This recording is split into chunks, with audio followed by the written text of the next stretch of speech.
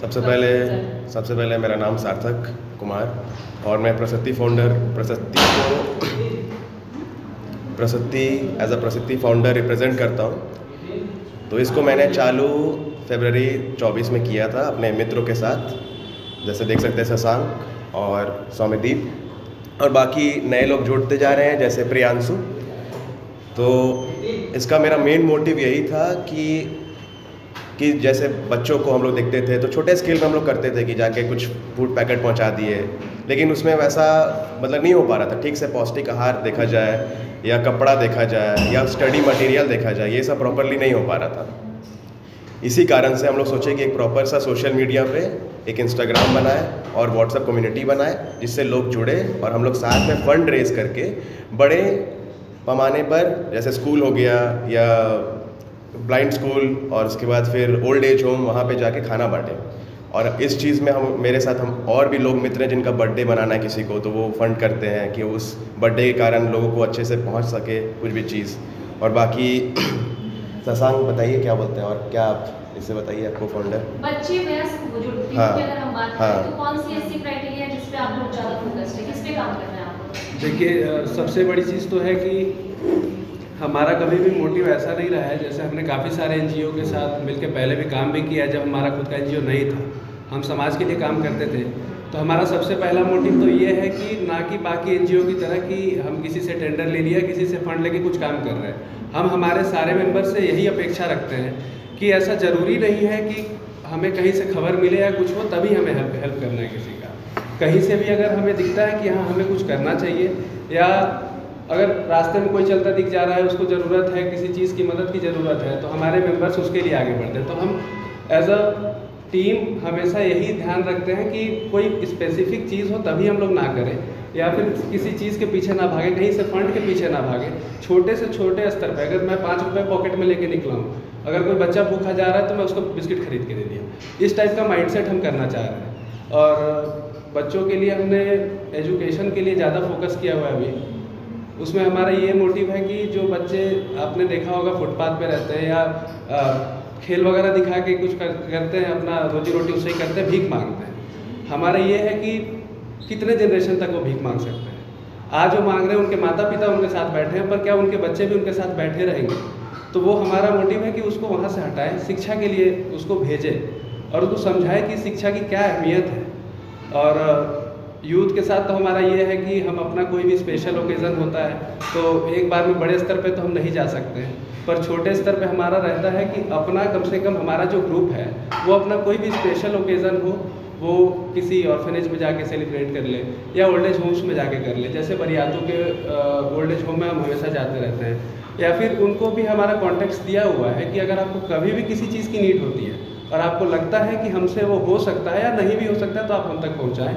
हम पूरा ट्राई करेंगे कि उसको अपने स्तर से करें, या फिर उसके लिए अब बहुत ज़्यादा क्या होता है ना, ऑर्फनेज वगैरह में आपने देखा होगा कि परेशानियां तो उनके पास होती हैं पर उनको पता नहीं होता है कि लीगल वर्क्स हम कैसे कर सकते हैं, या फिर इस चीज़ के लिए हम कहाँ एप्लीकेशन दें, इस चीज़ के लिए मदद किससे मांगें। तो हो सकता है हम खुद उस चीज़ के लिए मदद नहीं कर सकते पर उनको सही अथॉरिटी तक ले जाने का रास्ता हम दिखा सकते हैं। तो उन चीज़ों के लिए एज ए यूथ हमारे पास ये एक अच्छा पावर होता है कि हम अपने हिसाब से उनके डिपार्टमेंट के अकॉर्डिंग सही अथॉरिटीज़ तक उनको पहुंचा सकते हैं।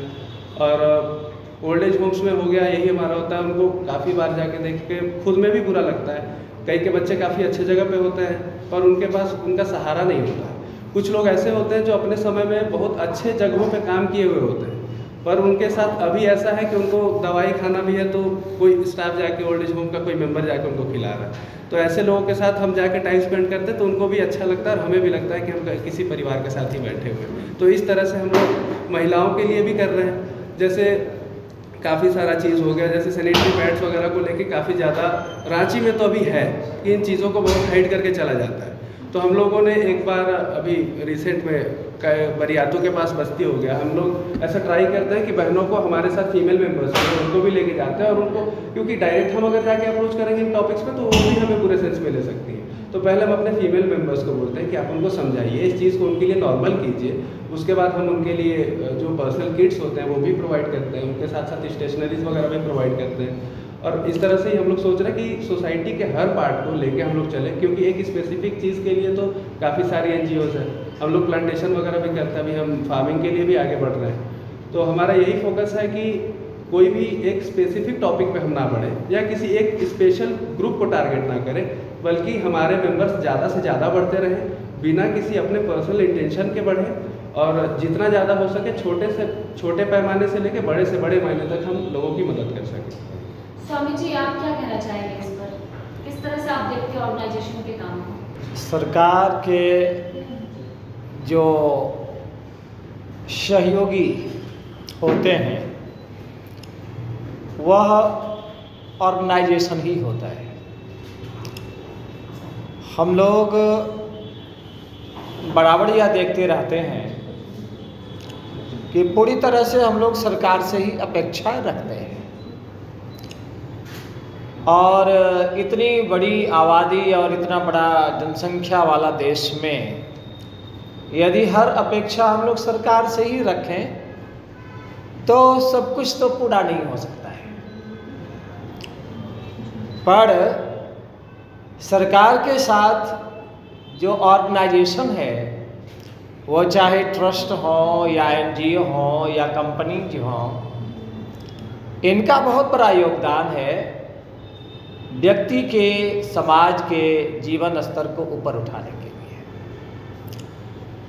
जो भी संस्थाएं होती हैं और जो चल रहे हैं अपने देश या अपने राज्य में, तो मैं तो कहूँगा कि जिस हिसाब से सार्थक जी का यह युवाओं का एक टीम इन्होंने ले करके ट्रस्ट या एनजीओ उन्होंने बनाया है, खुशी होती है कि जब युवा एक साथ हो करके समाज के लिए आगे बढ़ेंगे तो वो बहुत बड़ा काम होगा। और संस्था जो होती है वह समाज को बहुत आगे ले जा सकता है। शिक्षा के क्षेत्र में बच्चों को बहुत कुछ दे सकता है, स्वास्थ्य के क्षेत्र में बच्चों को, वृद्धों को भी बहुत कुछ दे सकता है। और इस प्रकार से शिक्षा, स्वास्थ्य के अलावा जो और भी समस्याएं हैं हमारे समाज में, सोसाइटीज की, उसको बड़ी बड़ी संस्थाएं या छोटी छोटी संस्थाएं भी बहुत कुछ दे सकती हैं। तो मेरा जो एक ख्याल है और मेरा सुझाव भी है इनकी टीम को, कि बड़ी खुशी है कि आपने जो एक टीम बनाया है और एक टीम को ले करके और समाज को आगे बढ़ाने में आप उत्सुक हुए हैं। मेरा आशीर्वाद भी है, हमारी शुभकामना भी है और बहुत खुशी है।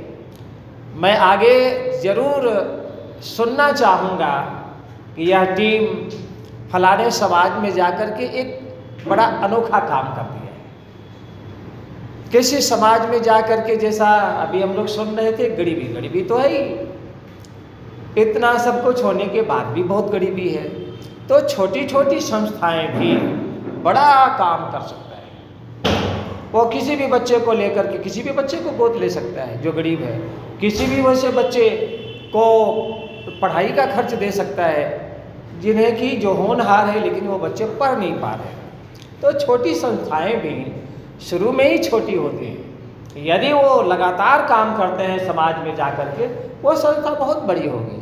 उसका नाम जैसे जैसे बड़ा होगा उन्हें आशीर्वाद मिलेगा बुजुर्गों का और बहुत लोगों का सहयोग भी मिलेगा। तो वह संस्था फिर देखते देखते बड़ी भी होती है।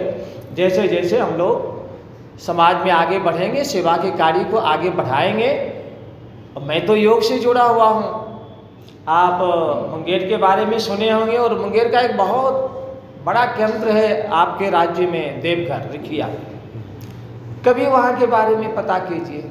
ठीक है, बहुत बड़ी संस्था वो है, वो अलग बात है, लेकिन वहाँ के बारे में ज़रूर पता कीजिए। एक छोटा सा गांव को लेकर के स्वामी सत्यानंद जी चले थे, उतने बड़े सन्यासी जो वर्ल्ड के फेमस योग के सन्यासी हुए, दुनिया में योग को देने वाले, और वो 5 गांव को गोद लिए। और उस 5 गांव को हमें तो पूरा याद है, आज से 20-25 साल पहले का, जब दोनों शाम की रोटी नहीं मिलती थी, बहुत सैकड़ों घरों में। और उन्होंने, उतने सिद्ध पुरुष, उन्होंने कहा कि 5 ही गाँव को हम लेते हैं। आज कितने गांव हैं जिनको उस आश्रम ने गोद ले लिया, उनको खिलाने का, उनको खिलौना का, उनको पढ़ाई का, उनको कंप्यूटर एजुकेशन का, उनको अंग्रेजी सिखाने का, उनके स्वास्थ्य की जिम्मेवारी, सब कुछ लिए गए। तो बड़ी संस्था है तो बड़ी जिम्मेवारी लिए हुए, हम छोटे हैं, हम छोटा लेंगे, पर वही काम को छोटे स्तर में हम लोग बहुत सुंदर ढंग से कर सकते हैं। ये जरूर है कि छोटी संस्था को बड़ा चीज़ अभी नहीं देखना चाहिए, छोटे में हम अच्छा काम करेंगे, फिर बड़ा करेंगे, फिर बड़ा करेंगे। और हमारा ख्याल है और हमारा आशीर्वाद भी है सार्थक जी, इसको आप बहुत अच्छे से आगे बढ़ाइए, हमारा सहयोग भी होगा। आप जहाँ कहेंगे ज़रूर मैं मोटिवेट भी करूँगा लोगों को, और आपको जितना संभव हो सहयोग भी करूँगा। सार्थक जी, स्वामी जी की बातों से आप कितने सहमत हैं?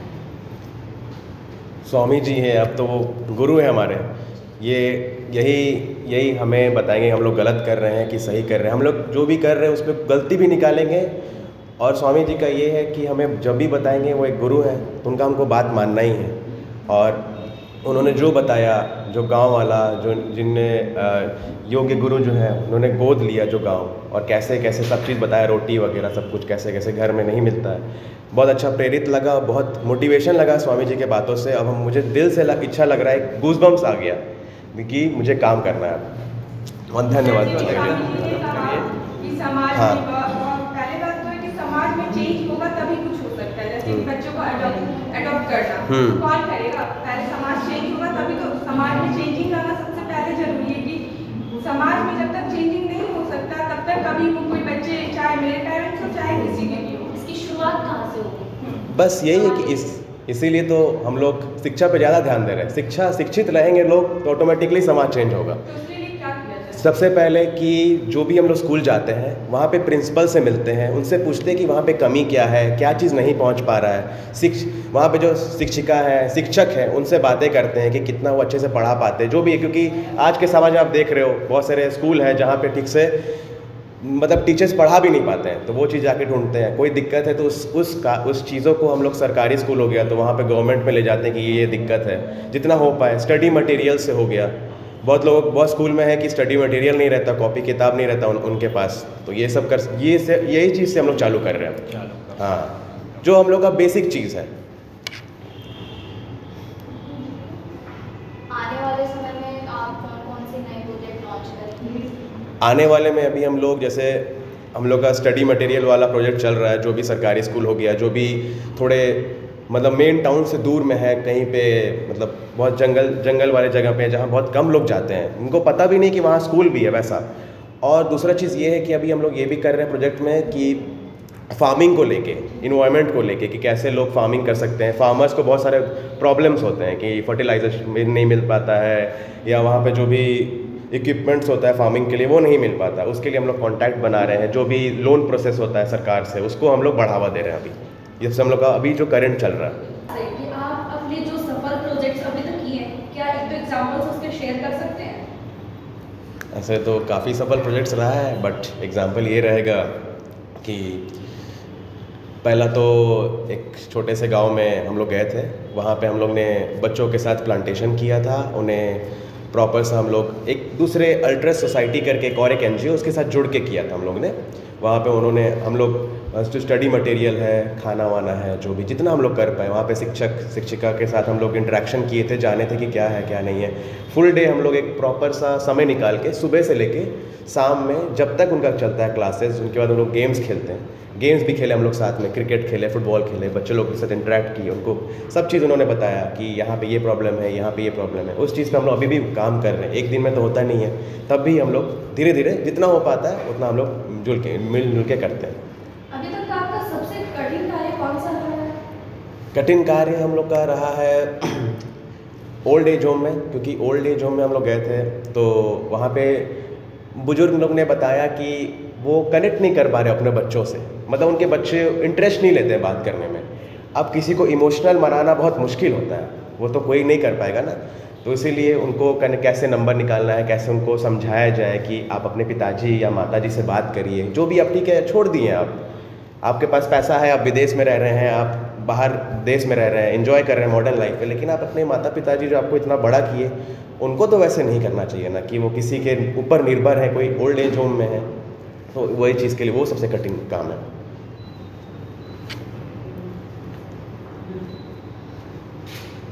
और कोई सवाल किसी से? हाँ, एक आखिरी सवाल मैं हाँ, ये पूछना चाहूँगी कि सोसाइटी में बहुत सारे ऑर्गेनाइजेशंस हैं जो काम करते हैं, तो एक ऑर्गेनाइजेशन के तहत कितनी परेशानियों का सामना करना पड़ता है? देखिए, जितना हम लोग अभी तक काम किए उसमें सबसे पहला होता है समय। सभी लोग स्टूडेंट्स, हम लोग पढ़ाई भी देखना है और सब चीज़ उस हिसाब से करना है, तो समय निकालना बहुत इम्पोर्टेंट। और इस चीज़ के लिए जिस चीज़ में आपका मोटिवेशन है, जिस चीज़ में आपको जो इच्छक है, तो उसके लिए समय निकल जाता है। इसके लिए समय निकालना हो गया। दूसरा है फंड रेजिंग करना। तो स्टूडेंट के लिए आप जान ही रहे हो कि थोड़ा मुश्किल होता है पढ़ाई करते समय, जॉब तो कर नहीं रहे अभी, तो जो जितना हो पाता है ये सब चीज़ बेसिक सा चीज़ है, समय, पैसा, हर चीज़ का ये होता है। और बाकी को फाउंडर जी बताइए आप। जो हमारी पर्सनल समस्याएं हैं, जैसे समय निकालना, फंड रेज करना, वो सब तो होता है, पर सोसाइटी से हमें सबसे ज़्यादा चैलेंजेस मिलते हैं ट्रस्ट को लेकर, कि हम सारे स्टूडेंट्स ही हैं। सोसाइटी ये चाहता है कि हम लोग अगर आप अपना टाइम दे रहे हैं, आप अपना फंड कहीं देना चाह रहे हैं, तो हम आपके साथ क्यों शेयर करें? आप सारे स्टूडेंट्स हैं, हम कैसे मान लें कि हमारा जो भी दिया हुआ रिसोर्सेज है आप उसको सही तरह से यूटिलाइज़ करेंगे? क्योंकि यूथ के ऊपर आजकल सबसे बड़ा जो मेजर इशू है, जो यूथ अब खुद ही एक रीज़न है उस चीज़ का, कि लोग अपने घर से भी लेके नशे वशे में उड़ाते हैं। लोगों को लगता है कहीं मेरा दिया हुआ पैसा वैसे ना यूज़ हो जाए, इसलिए हम अपने फाउंडेशन में सबसे बड़ी चीज़ जो रखते हैं वो है ट्रांसपेरेंसी। हमारा तो ये है कि आप अगर कुछ कंट्रीब्यूट करना चाहते हैं तो आप अपने ट्रस्टवर्दी दुकान से भी कांटेक्ट कर लीजिए या फिर जो भी कीजिए, हमारा कोई इशू नहीं होता। ट्रांसपेरेंसी मेंटेन करके हम चलते हैं। तो सबसे जो बड़ा मेजर इशू है वो ट्रस्ट का ही अभी तक सोसाइटी से मिला है। लेकिन हालांकि हम लोग अपने कामों को इस तरह से रिप्रेजेंट करते हैं या फिर किसी से अभी तक वैसा हमने बड़ा डोनेशन नहीं लिया या फंडिंग नहीं लिया है, इसकी वजह से वो चैलेंजेस भी धीरे धीरे कम हो रहे हैं। क्योंकि अगर मैं आपसे कुछ बिना लिए अगर आपको कुछ करके दिखा रहा हूँ तो आप मेरे पे ट्रस्ट करेंगे और आप अपने तरफ से 4 और लोगों को रिकमेंड करेंगे।